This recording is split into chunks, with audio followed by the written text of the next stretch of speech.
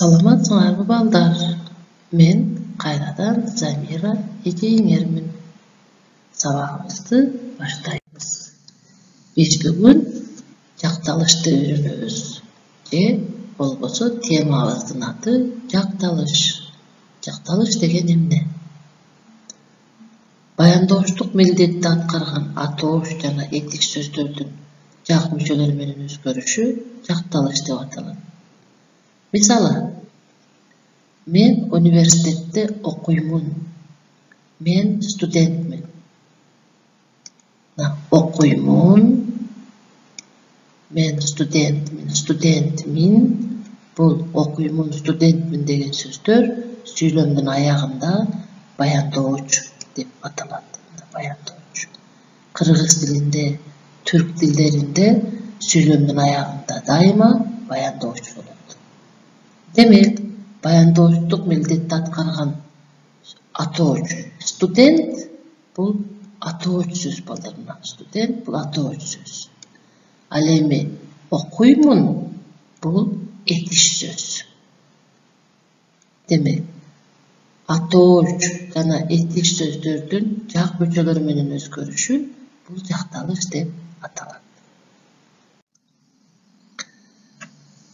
Жакталыш жак мүчөлөр боюнча өзгөрүшү деп айттык жакталышты. Демек,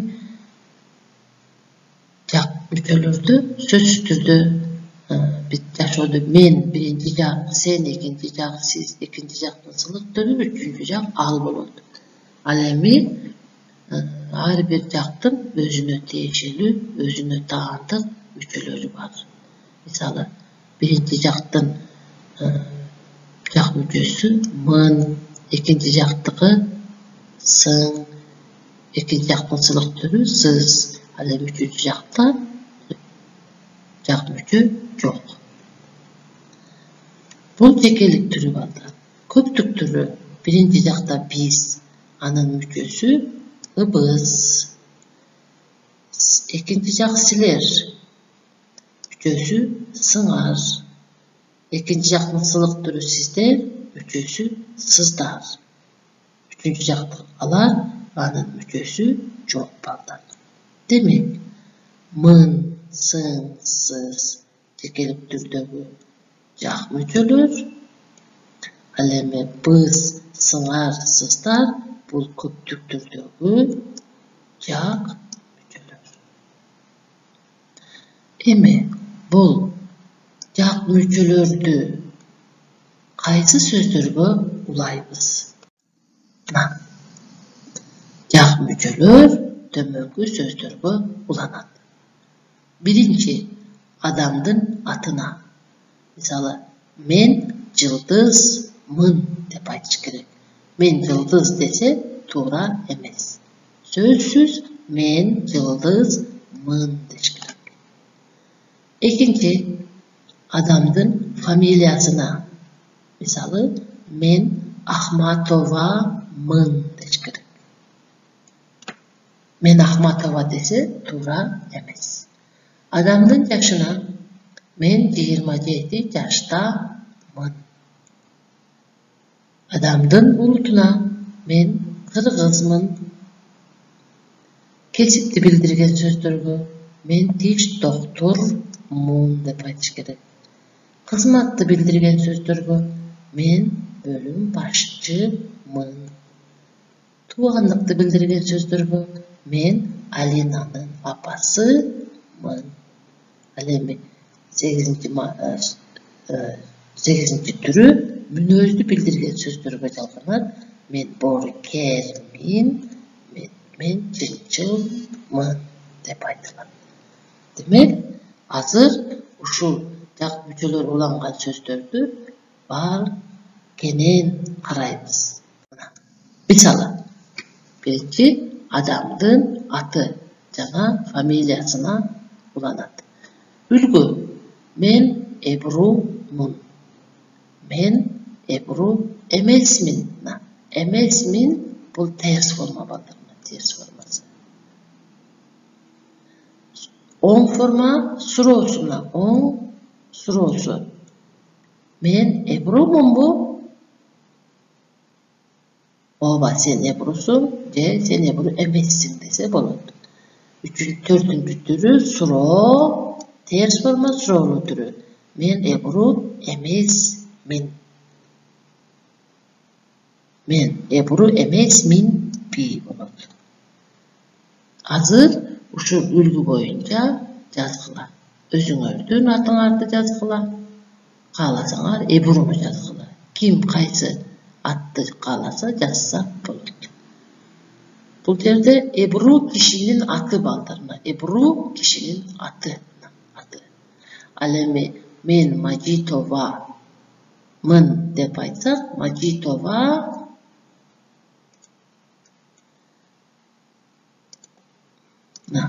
men Majitova bu familiya baldarına. Bu familiya, kişinin familiyası. Bu yerde de sen Majitovasın-mı dep suraş gerek baldar. Jogap bergende oba men Majitova-mın dep jogap bereriz. Sen Majitova emessin-mi?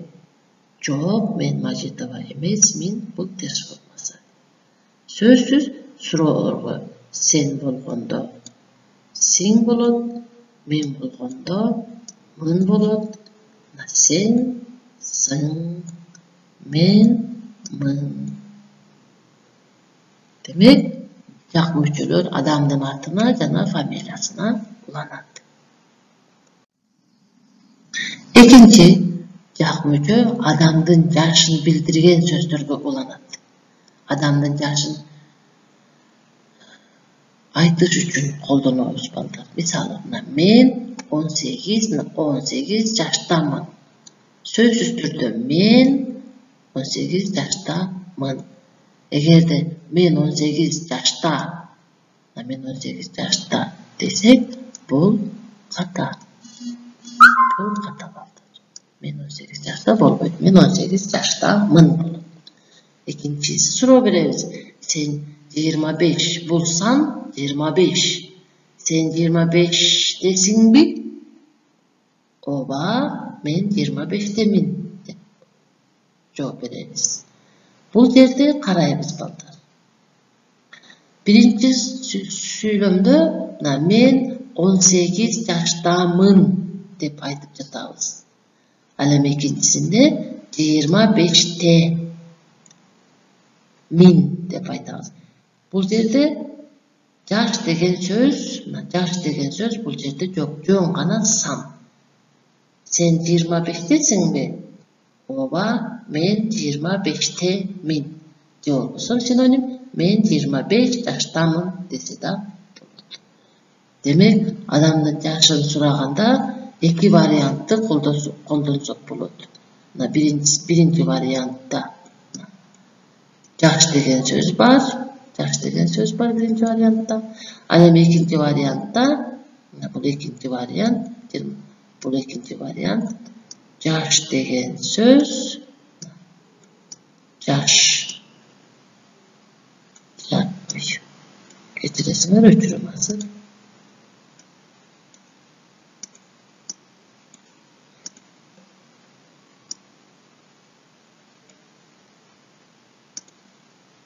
İkinci variantta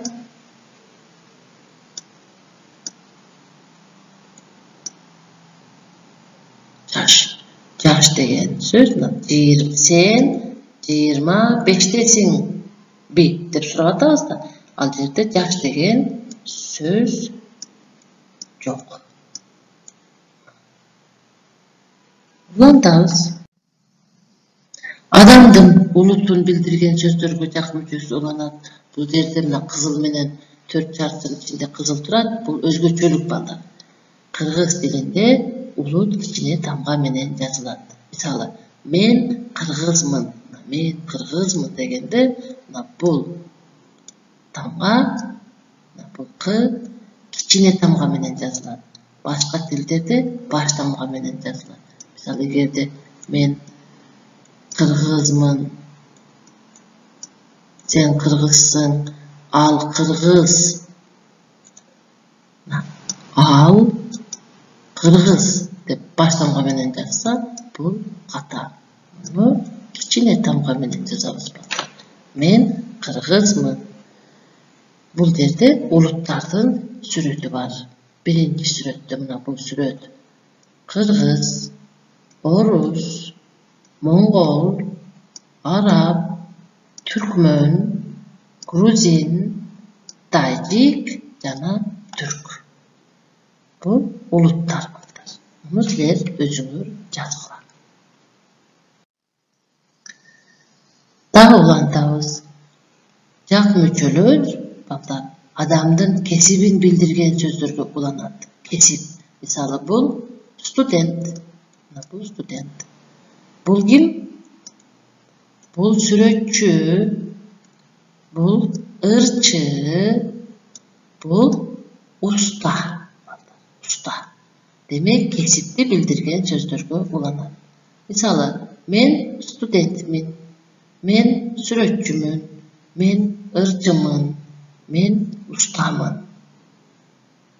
Sen studentsin, sen süretçüsün, sen ırçısın, sen ustasın. Uşul siyahtı bu yerdeki boş yerlerge özüңөр sizler жазgılabarsызlar.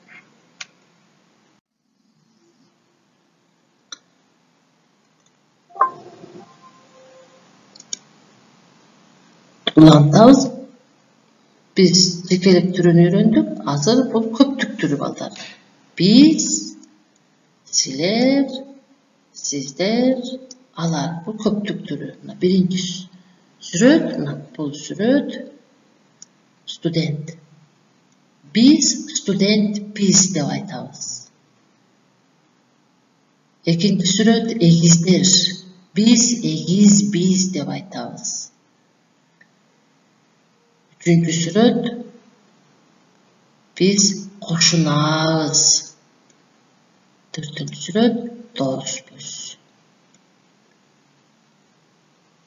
Birincisinde student,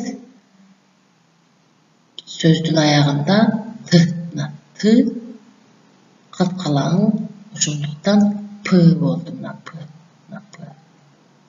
Student, pı oldu. Bu yerde i var. Sinkronizm boyunca iyi olur. Biz student, biz. İkinci, biz egiz. Egiz.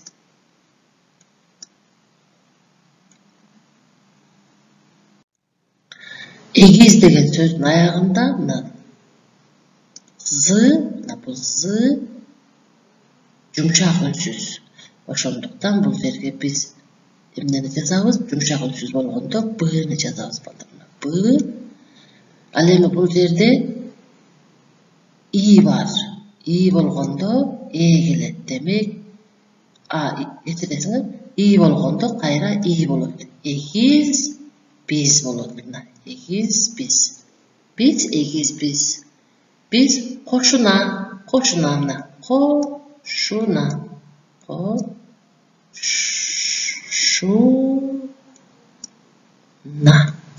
Koşuna.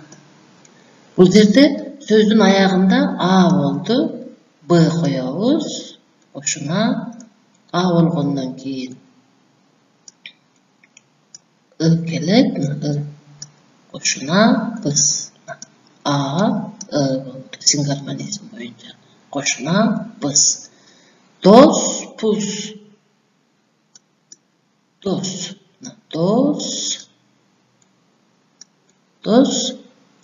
Sı katkalan. Oşonduktan sığının yanına p gelet. P da katkalan bulup. P. Dos. Kay sünlerini koyuyoruz. O olgan yerde u gelet. Dos. Pus bulup. Dos pus. Biz koşunabız. Biz dos pus. Şimdi bu köptük türü balдар. Жазgılar. Emi daha bir jakmüçü adamdın kızmat ordun bildirgen sözlerge çalganat. Misalı kızmatты bildirgen sözler var.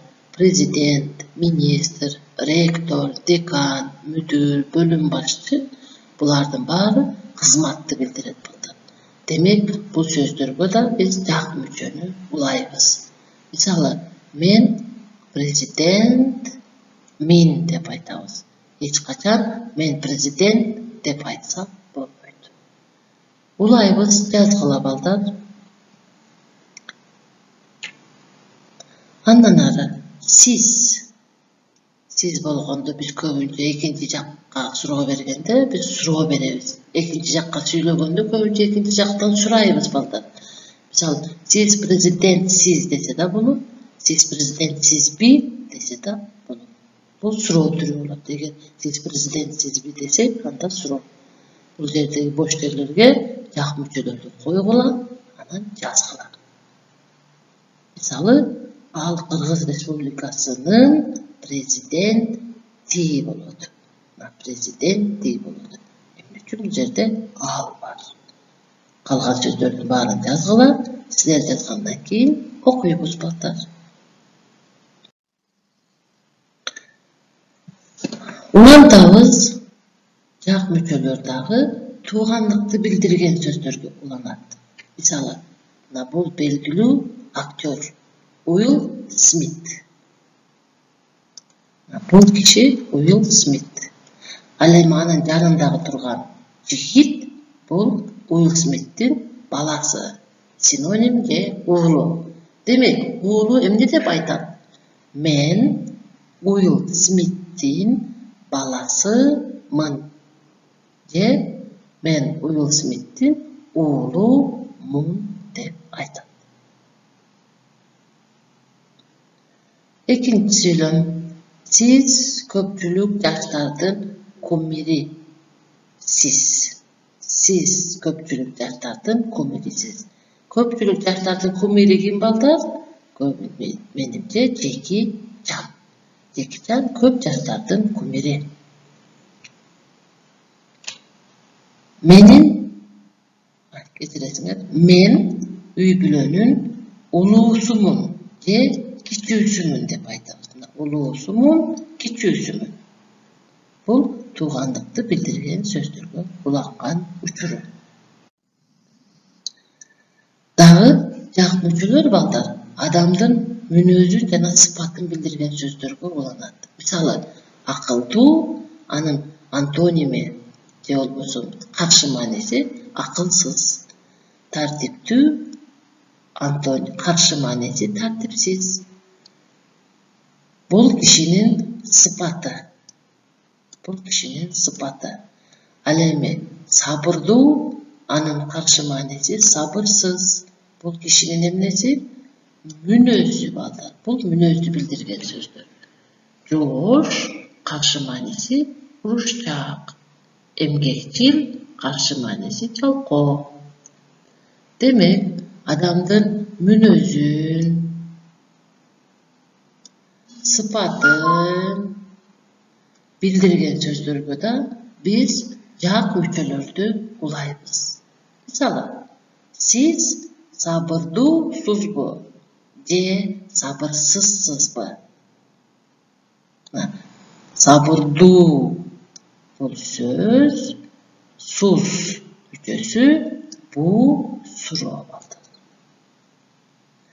Экинчи мисалына, сиз акылдуусузбу? Бул жерге жазабыз балдар. Же акылсызсызбы деп бул үлгүнүн жардамы менен бул жердеги сөздөрдү астына жазабыз. Жазгыла.